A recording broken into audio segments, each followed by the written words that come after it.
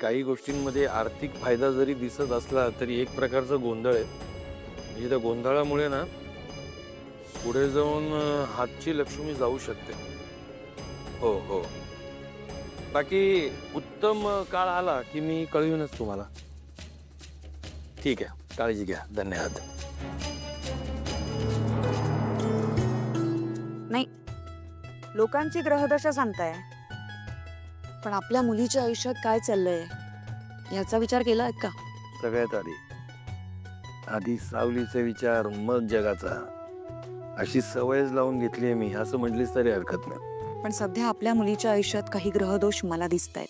अरे बापरे, वाण नाही पण गुण लागला. नाही, तुमची विद्या नाही माझ्याकडे, पण आईचं मन आहे. मला दिसतंय सावलीच्या आयुष्यात सध्या भैरवी नावाचं संकट तिला त्रास द्यायला उभं आहे. आधी त्या भैरवीची कुंडली मांडा. कधीच वाढली. मग सध्या काय म्हणते तिची ग्रहदशा? तिने आज जो खोट्याचा डोलारा उभा केलाय ना, तो लवकरच कोसळणार आहे.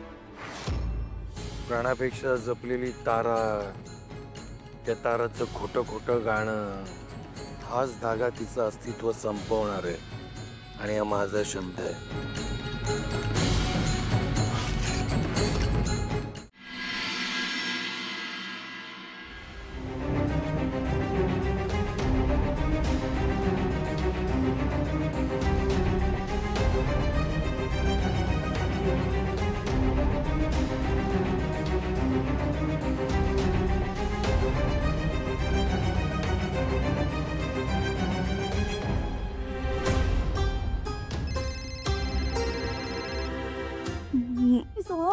मम्माचा फोन आलाय.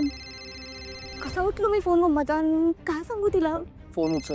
मी नाही उचलू शकत फोन. मी काय बोलू? तिने जर मला विचारलं की तू कुठे आहेस तर मी काय सांगू मम्माला?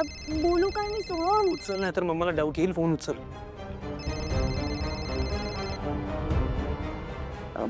हा मम्मा. तारा, रियाज व्यवस्थित चाललाय ना? हो, सुरू आहे. मग सावलीला फोन दे जरा.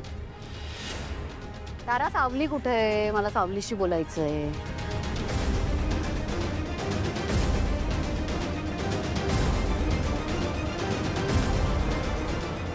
हॅलो.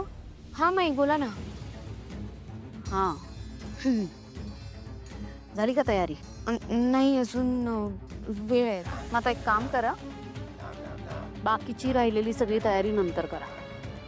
मला तारा आत्ताच्या आत्ता घरी हवी आहे. लगेच. हो चालेल. पाठव तिला.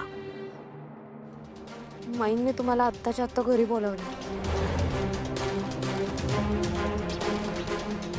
मला जावं लागेल सोहम.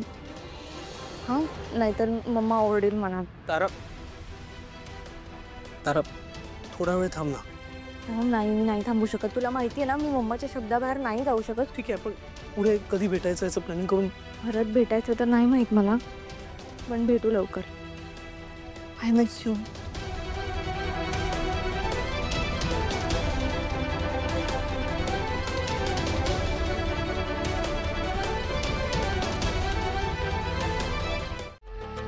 हॅलो. सारंग आणि अस्मी बाहेर फिरायला गेलेले. आत्ता आले परत. नाही, मी खोटं नाही बोलत आहे. स्वतःच्या डोळ्यांनी बाहेर बघ.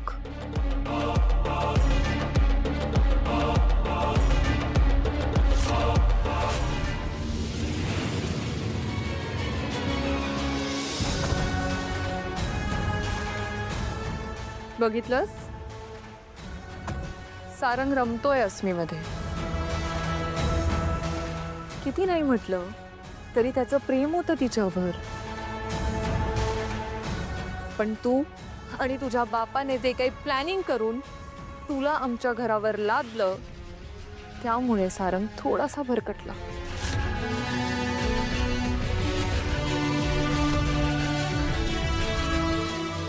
पण आता आलाय ट्रॅकवर. त्याचं पहिलं प्रेम त्याच्या आयुष्यात परत आलंय अगं. आणि म्हणून तो आपोआप तिच्याकडे ओढला जातोय. आणि का ओढला जाऊ नये?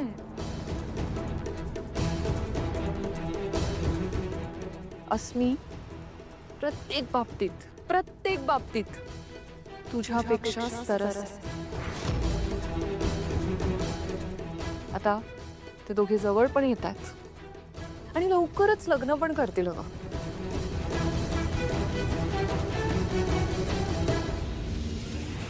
पण त्यानंतर तुझं काय होणार? तुला कायमचं हे घर सोडून जावं लागेल का? Very sad. बघ समोर.